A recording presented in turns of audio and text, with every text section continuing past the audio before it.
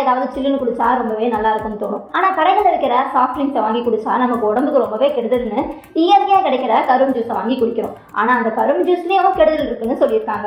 ஆமாங்க, ICMR அதாவது இந்திய மருத்துவ ஆராய்ச்சி கவுன்சில் இதுக்கான ஆலோசனையை வெளியிட்டிருக்காங்க. அது மட்டும் இல்லாம அதுக்கான காரணங்களையும் அவங்களே சொல்லியிருக்காங்க. 100 மில்லி கரும்பு ஜூஸ்ல 13 முதல் 15 கிராம் வரை சர்க்கரை இருக்கணும்.